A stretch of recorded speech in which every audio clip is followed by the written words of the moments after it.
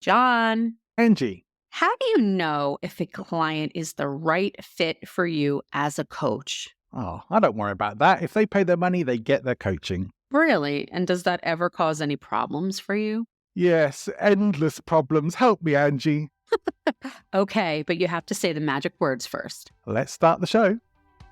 Welcome to the Coaching Clinic with John and Angie, the show for professional coaches that explores the ins and outs of coaching, from working with clients through to running and marketing your coaching business. If you're a professional coach who's committed to your own personal and professional growth, cares about making a difference, and wants to have a successful coaching business, you're in the right place. My name's John Ball. And I'm Angela Bezignano. Between us, we have over 50 years of coaching experience and best practices to share with you. From getting started to scaling up your business. We know what works and what doesn't, as well as what it really takes to have a successful and thriving coaching business. With new episodes every Wednesday. Make sure you're subscribed to get them fresh. Okay, so John, this is such an interesting space because my feeling is, and I think I did this, but when you're starting out as a coach and you're starting your practice, that you don't turn anybody away. I think there's a belief that you don't turn anybody away. Yep. And I don't know about you, but I learned pretty quickly that we should not do that. 100%. I don't know if there's any coaches who don't go through this. I'd love to hear from anyone who hasn't had that experience. They must have been very well mentored to not go through that.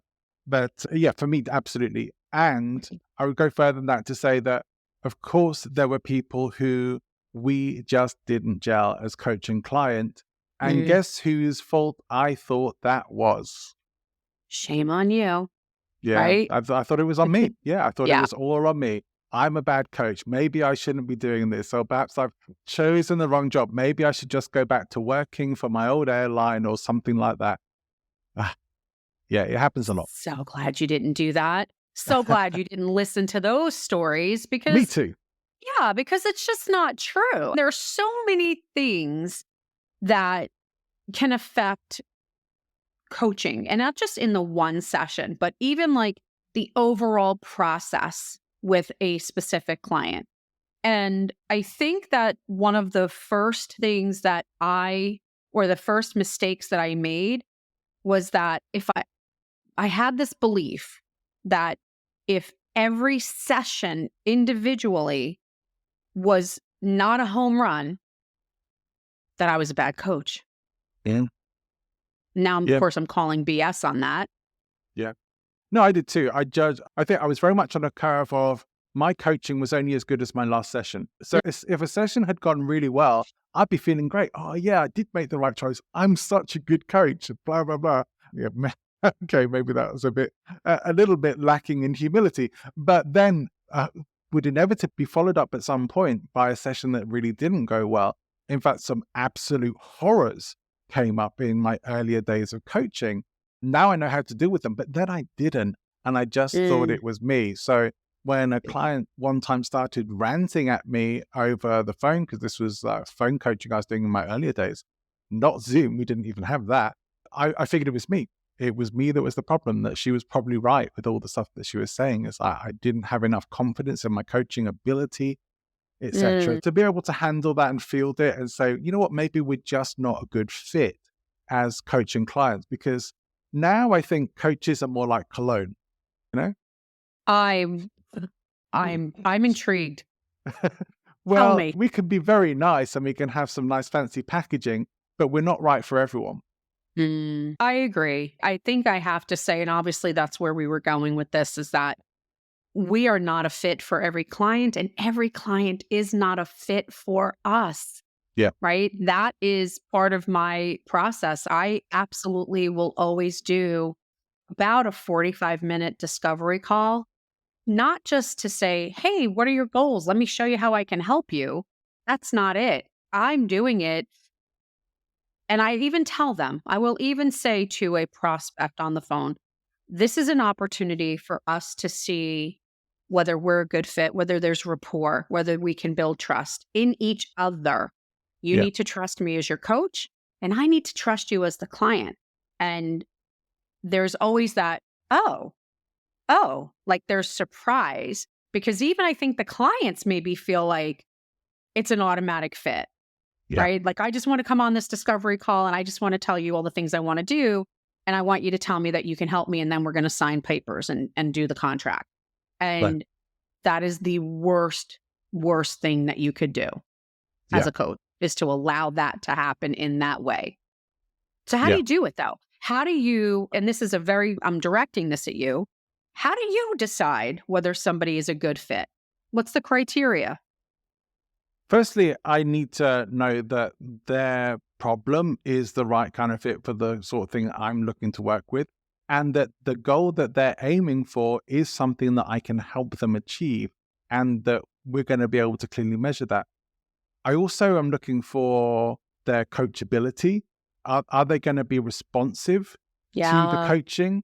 Are they going to be open to getting some authentic feedback, which is my nice way of saying tough love? And are we going to have fun in the process? Hopefully.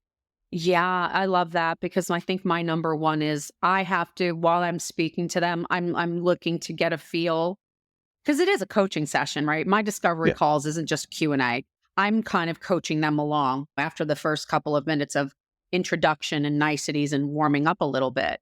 And the number one thing that I'm looking for, because we all know John's the nice one.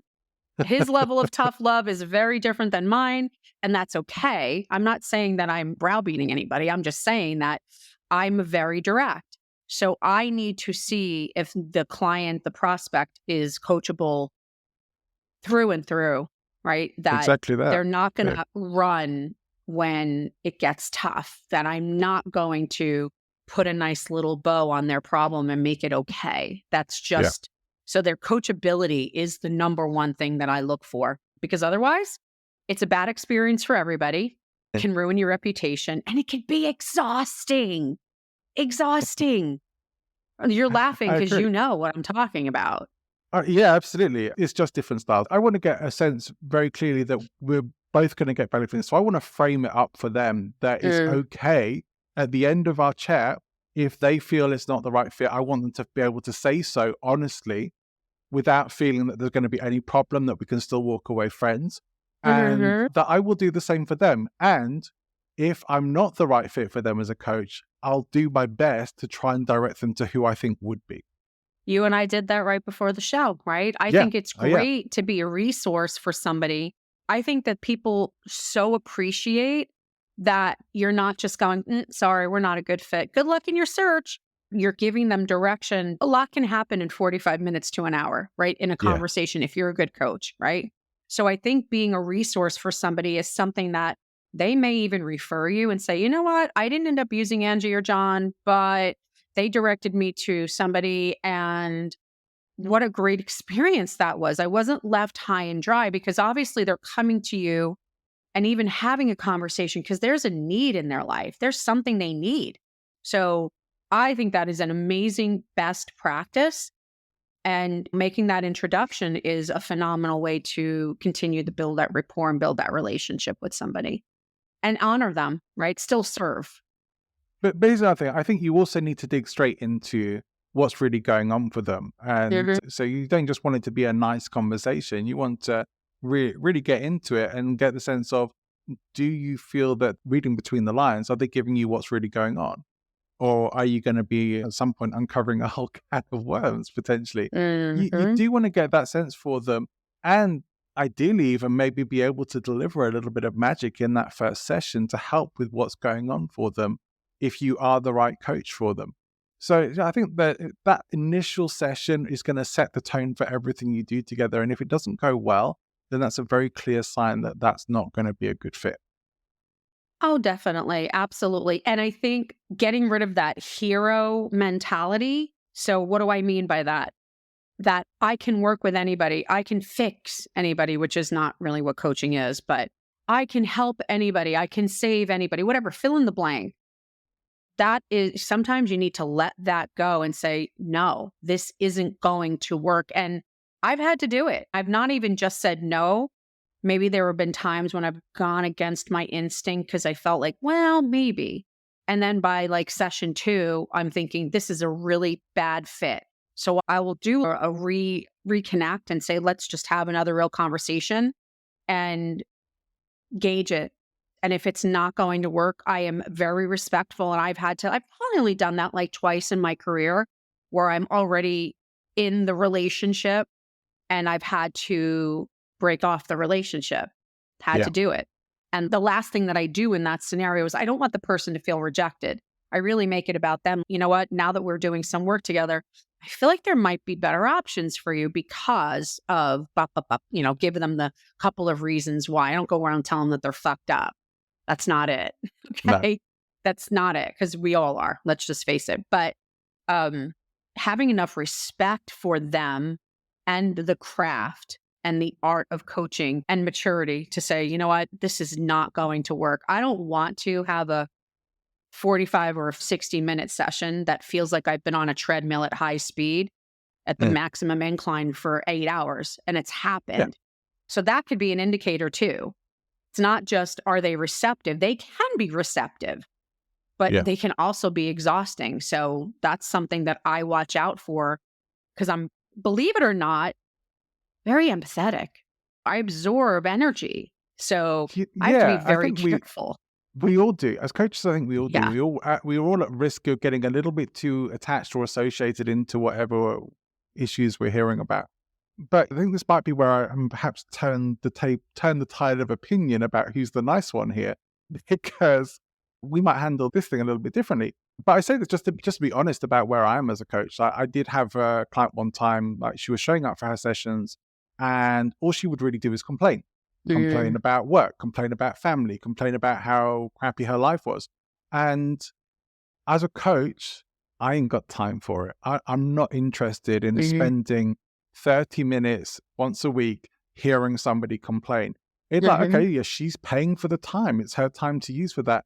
But I don't want it. I don't want to take that on. And I don't want to hear it. And I don't want to deal with it. I'm not the right coach for her. Put her with another coach who's much more tolerant than I am. So she could go in there and do that. But who also he was doing a very nice job of bringing her down and actually getting her into some conversation, which I was perhaps struggling to do on those calls because it was just letting her rip and go on the rants. I don't want to work with people like that. I want to work with people who want to get down to it, who show up with some good energy, with an intent to make things happen, or with an issue that they really want to deal with, not just whinging about how bad things are for them. Yeah, I think there's some people out there, mentors of mine even. I've worked for a couple of coaching companies, as you know, and there was some really intensive training involved. And a lot of it is getting them out of, because I call that dirty diaper syndrome, right? Who wants to sit in a dirty diaper? It's a visual I use with my clients a lot when I feel that they're getting stuck. And I'll say to them, let me just pause for a minute. Like, how long do you want to sit in that dirty diaper? And they go, what? Like, what are you talking about? And I say, well, a dirty diaper, think about it. It's not pleasant. It's actually a little shocking that I would say something so disgusting. But that's the point that I'm bringing out.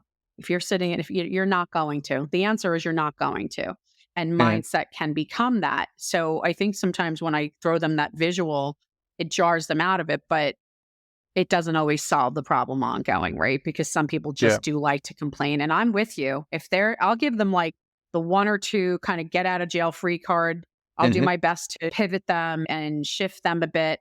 And if they just can't get out of their own way, then I'm with you. And listen, I tease and I say John is the softer one. And I would say that John is extremely, and maybe it's your background, I don't know, but he doesn't mess around. Like he's very upfront and doesn't sugarcoat anything. I think it's just our delivery method that's different. I think it's just people hear my accent and they think I've just come out of Downton Abbey or something, and that I seem polite and I'm reasonably well spoken. I think that probably Yeah. is what it is. But I'm not rude. I'm not rude. I'm not Yeah. looking to offend anyone. I'm not looking to upset anyone. Mm, I always want to frame stuff up in a way that is going to be well received, and right. that, to be honest, ideally you don't want your clients becoming defensive unless you have a very interesting coaching strategy. Sometimes a bit of provocative coaching actually, is relevant, but you probably don't want to be doing provocative coaching and a discovery, probably. So we'll maybe get onto that another time. But I'm not even going to have the money conversation, the logistics conversation, or anything like that until I know they're a fit. And if they're Yeah. going, but I really need to know how much this is going to be, the only thing I'm going to ask them is the money a concern right now? Are you worried that you won't be able to afford my services? And if that's the case, then okay, maybe this isn't the best time for us to have this conversation. Hmm. That's the thing I'm gonna get out of the way first. And if they say, no, it's not that, then fine, let's have the conversation and then we'll figure out if we're the right fit, we'll carry on with that part of the conversation where we talk about how this works. Yeah, I think keeping some semblance of process within the sessions or even in that first conversation, I think that it makes sense to do that. We don't want to come in willy-nilly. Mhm. I'm not saying we have to stick rigid to something, but I think that some of my best sessions with people it works best when I do have a difficult client. And honestly, I think a lot of my clients just are difficult because their challenges are difficult. It's not necessarily that they're difficult. And I think keeping some kind of process in play makes it so much easier to go through the session and not having the expectation of this is what we Yeah. need to get out of today. We can set intention for sure, but I think we also need to know how to keep the flow so that it can still happen organically, if that Yeah. even makes sense, right? Yeah. I would look at it also as a way to practice being authentically honest with your clients or potential clients. Hmm. Because it is that. It's like you are going to have to get comfortable at saying no to people who are not a right fit for you and saying it in the way that's going to make them feel that you are doing it for them. Yes. Not it's not that you don't like them. It's just that this isn't going to work out well because you don't feel the fit. And maybe actually saying why that is so that there can be clarity on that as well, or why you think they might be better off working with someone else. I think that's all good practice and is going to help you perhaps be a bit more honest and direct in your coaching, framing things in the right way that's going to allow people to respect what you say more as a coach because they feel that they're going to get some honest feedback from you. I think, yes, I think that you're 10,000% correct on that. And I think one of the ways that you can do that so that it is received well in case it doesn't work out is when you get on that call, right? Hey, how are you? It's great. So glad you're here. Curious to find out what brought you here, what you're looking for. Before we get started, I just want to be clear on a few things, what the purpose is of this call. It is not just for me to find out what your problems and challenges are. It's to see if we're a good fit. And that would include whatever. And then say, so that at the end of the call, if I think that maybe I'm not the best fit for you and what you need, I can then maybe refer you to somebody who is, because obviously you're looking to make changes. You're looking to get better at X, Y, or Z.